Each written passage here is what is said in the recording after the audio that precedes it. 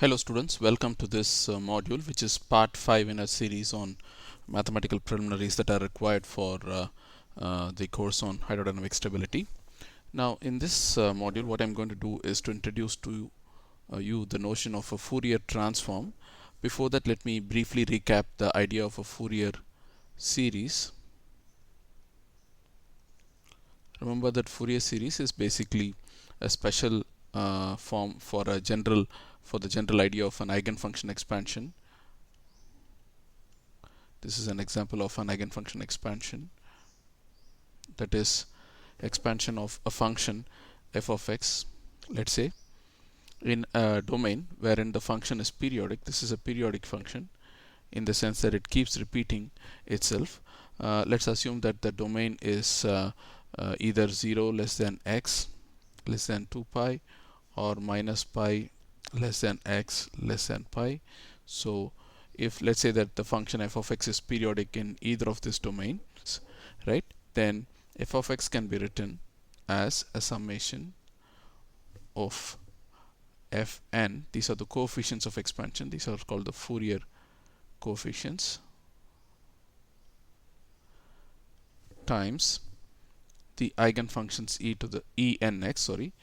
Here n is the index that goes from, let's say, 1 to infinity, or it depends on here the way I'm going to write it goes from minus infinity to infinity, right? So what are these functions in the Fourier series? The eigenfunctions in the Fourier series are sines and cosines, but using the idea that e to the I theta is cos theta plus I sine theta.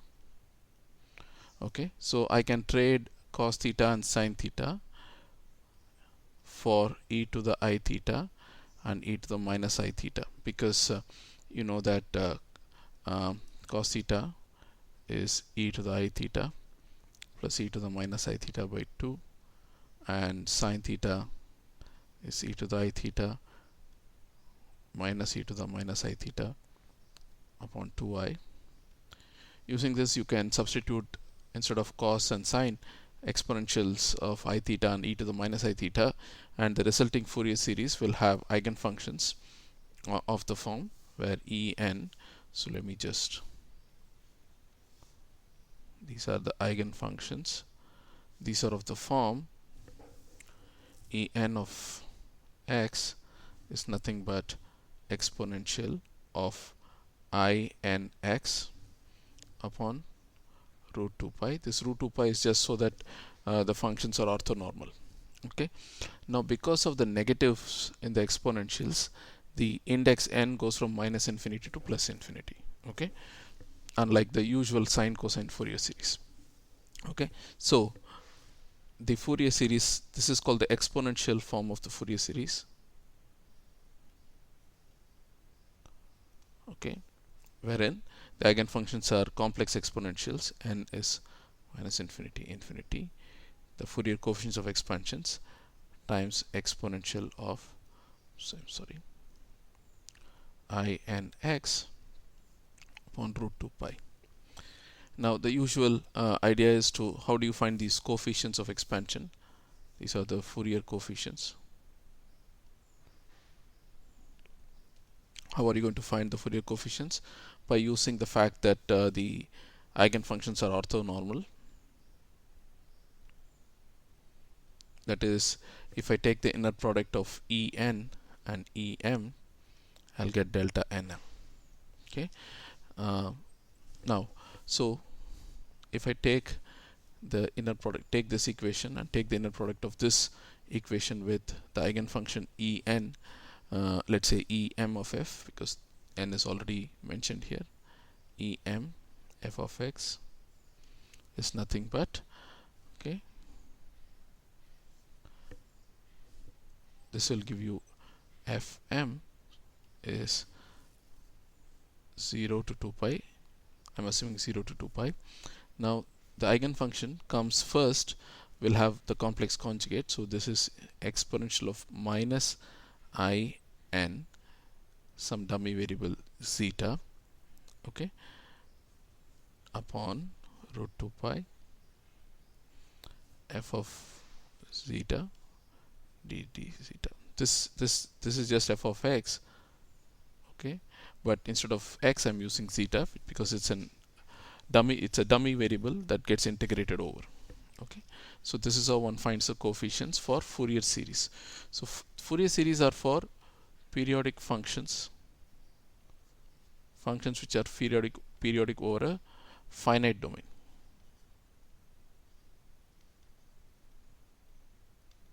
Key thing is either it is 0 to L or 0 to 2 pi or minus pi to pi, whatever that is. Okay, now let's go to the idea of a Fourier transform.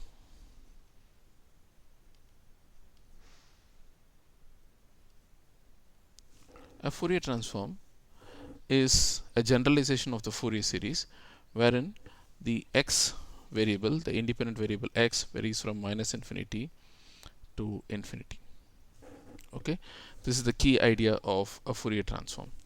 Now, one thing that comes out from this fact that the domain itself goes to minus infinity to plus infinity. Now here n is an integer. N goes from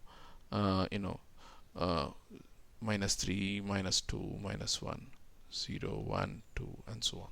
Right? N is an integer. Now in Fourier transforms, right, the n becomes a continuous variable, which will be denoted by the real variable k. K is real. It's a continuous real variable. It's not an integer. Okay. Now, what is a Fourier transform? So we are going to say that the Fourier coefficient, and likewise, I'm sorry about this. Here fn's are coefficients f1, f2, f minus 1, f minus 2. This becomes a function of k. Okay, instead of the Fourier coefficients, we get what is called a Fourier transform. Okay, this is f tilde of k is the Fourier transform of f of x. Now, how is it obtained? F tilde of k is nothing but the Fourier transform of f of x is 1 over root 2 pi. Now, let's go here. Here the coefficients are obtained like this. Now, here I'm going to use the same thing, but the domain is minus infinity to infinity. Here the domain is 0 to 2 pi because x is now going from minus infinity to infinity, right? E to the I. Just follow the same idea. Okay, e to the minus I kx f of x dx, and the function itself is expanded not as a summation but as the this is called the inverse Fourier transform, but it now becomes an integral minus infinity to infinity e to the plus I kx f tilde of k dx. Now the key thing for you to note is that if the Fourier transform of f of x has minus I, then the inverse Fourier transform will have plus I. Okay, this is a plus I, right? This is something that you have to remember. You cannot have plus or minus on both. It's also equally possible for you to have plus here and then there should be a minus here. All these are equivalent definitions. The next comment I would like to make is the appearance of this factor. This is again arbitrary in the sense that different books will have different conventions. The key idea is that the product should be 1 over 2 pi. Whether you have 1 over 2 pi here or 1 over 2 pi here or 1 over root 2 pi and 1 over root 2 pi in either of the forward and inverse transforms, but the product should be 1 over 2 pi. Other than that, you have flexibility in the way you define, because that is a freedom that you get in defining eigenfunctions with different normalizations. Okay, so now, right, this is the notion of a Fourier transform. So Fourier transform, the Fourier transform f tilde of k is the Fourier transform of f of x. Okay, this is where x is a real variable, and it goes from minus infinity to infinity. Okay. Now with this, this is very important because we will see that we'll keep using these ideas repeatedly in hydrodynamic stability of Navier-Stokes equations. So now, as an illustration of Fourier transform, let's try to solve the 1D wave equation which we solved in the previous module. But in the previous module we solved for a finite domain. Now I'm going to assume an infinite domain. So let's write the wave equation first.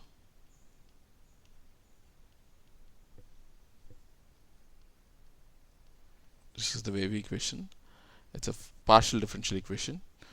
U is the displacement of, let's say, the string, the vertical displacement of the string, and minus infinity less than x less than infinity is the domain. So it's an infinite domain. That means one has to use Fourier transforms. Now let's use the initial condition that the displacement at time t equal to 0 is a known function f of x, and the rate of change of displacement at time t equal to 0 is 0. Okay, this is just an assumption. You could have any function here as well, but just for mathematical or algebraic simplicity, let me use these initial conditions. Okay. Now the key idea is that in order for the Fourier transform to be defined, now u of xt must be bounded as x goes to plus or minus infinity. Okay. Now how are we going to solve this? Take this equation,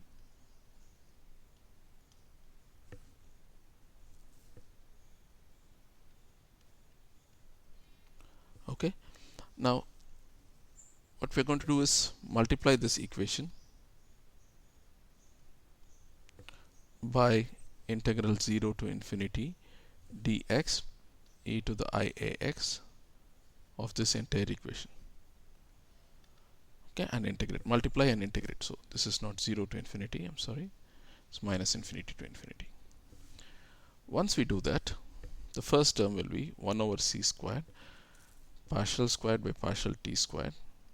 Now the integral and differentials will interchange, can be interchanged because this is an integral over space, whereas this is a derivative over time. Okay, so this is minus infinity to infinity, right? Dx e to the ikx u of xt minus dx partial squared. Let me write the second derivative like this. This is just this times e to the ikx is 0. Now if you look at this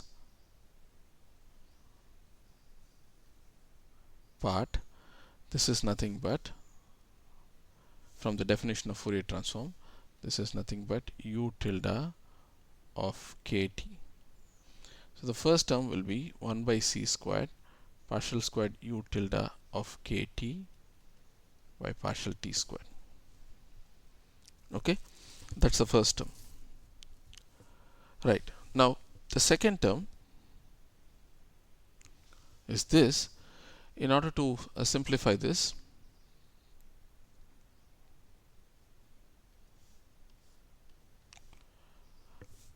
we should do integration by parts. That is, if I have, consider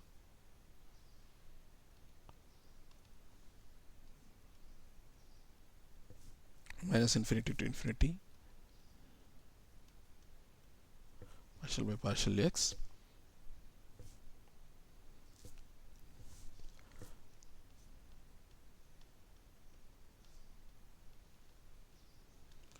if I think of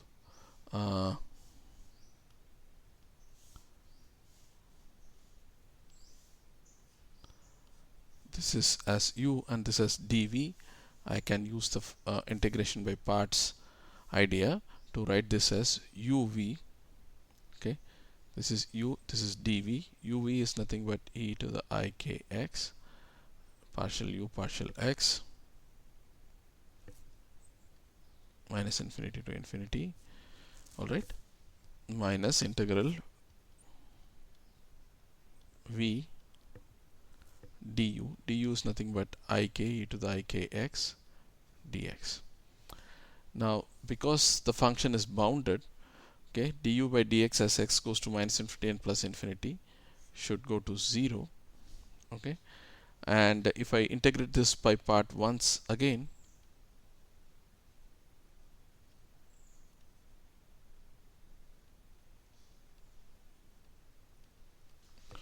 if I do this again, then what I'll get is this is equal to, this entire thing is equal to minus u now becomes this, dv becomes this, uv becomes ik e to the ikx u is uv minus integral, okay, but there is already a minus, plus integral v du. Okay, this is v is simply u, du is nothing but ik the whole square times e to the ikx dx. Again this is bounded, so this has to be 0, so this is nothing but, now this is an integral over x, I can pull out ik the whole square u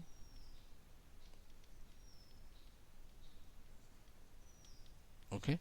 Now this is nothing but the stuff in this integral,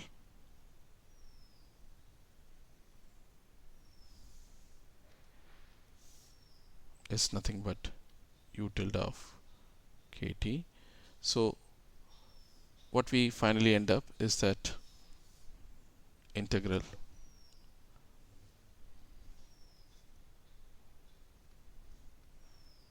minus infinity to infinity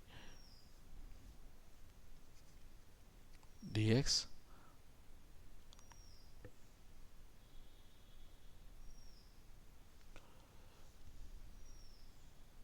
d squared u by dx squared e to the ikx dx is nothing but minus k squared kt. Okay, so this is also says as the Fourier transform of d squared u by dx squared is minus k squared, the Fourier transform of u. So that is a very big simplification that you see in Fourier transform. Differentials of again being results in just algebraic multiplication. Okay, therefore the original wave equation becomes 1 by c squared partial squared u tilde partial t squared. Now there was already a minus sign and there is another minus sign that will make it plus k squared or partial squared u partial t squared plus k c the whole squared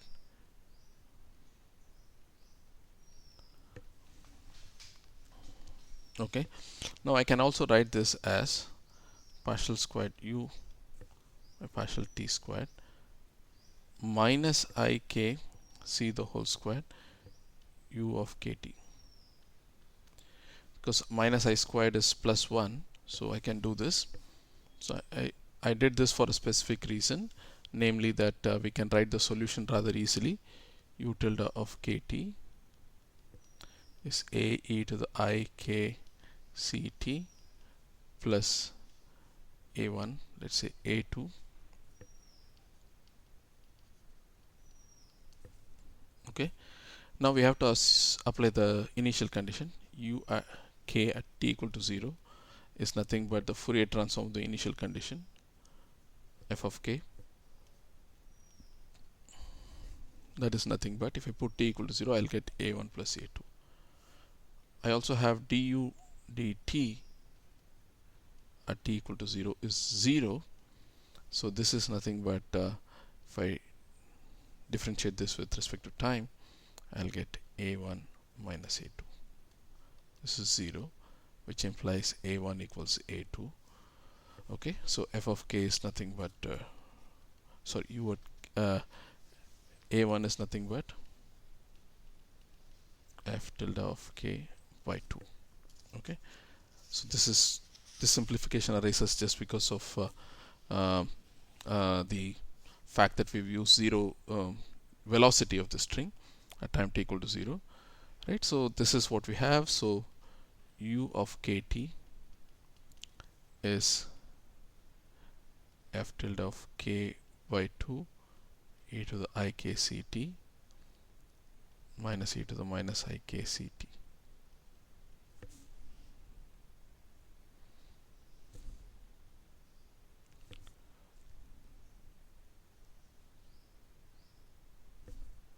Okay, now if in order to find u of x t, you have to find the inverse transform. This becomes half. If I take the Fourier transform of this, inverse transform of this, I'll get f of x plus ct, then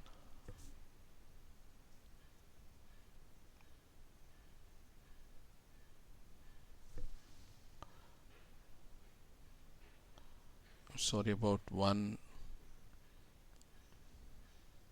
there should be a plus here. There should be a plus because this is plus and a1 is a2. Okay, plus f of x minus ct. Okay, this is a solution that one gets. Now this is a forward propagating wave.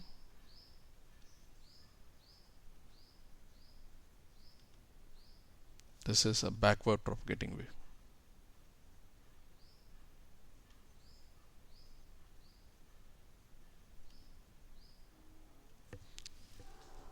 Okay, so this is the final solution. So if you want to see this solution graphically,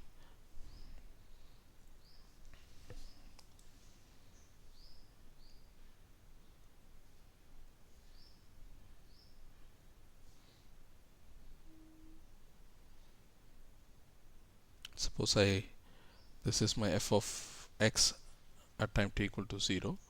Now at later times, this is t equal to 0. At later times this will split into 2, and similarly at further times it will keep moving in these respective directions. This is the forward traveling wave, this is the backward traveling wave. Okay, this is the solution of the wave equation for a string of infinite extent. Okay, there are some parameters that emerge from this example which will be useful for our future discussion on hydrodynamic stability. Suppose I take eta as a sine 2 pi by lambda x minus ct. Okay, now this is called the amplitude of the wave.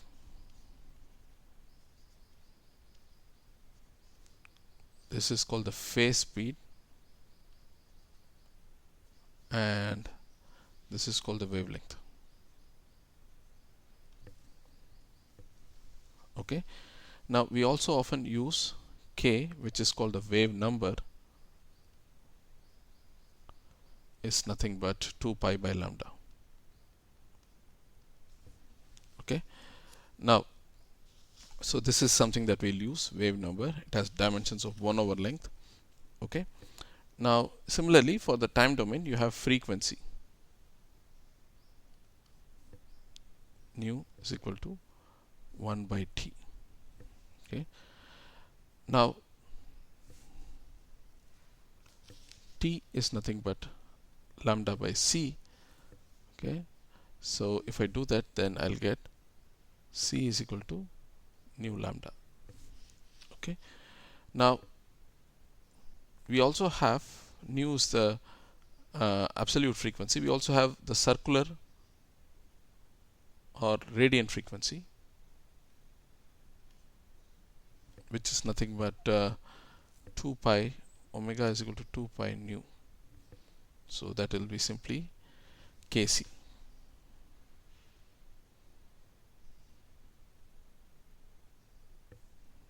Okay, because from here instead of nu I can write c by lambda, and 2 pi by lambda is k.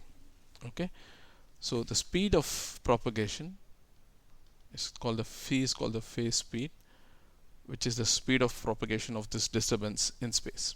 Okay, so this is the idea that I wanted to convey as to how to solve a differential equation, a partial differential equation over a domain of infinite extent using Fourier transform. And I also wanted to introduce you to some of the basic terminologies that we are going to use. Here t is the time period, I forgot to mention. Okay, so I'll stop here, and in the next module I will discuss the linearization of Navier-Stokes equations. Okay, thank you.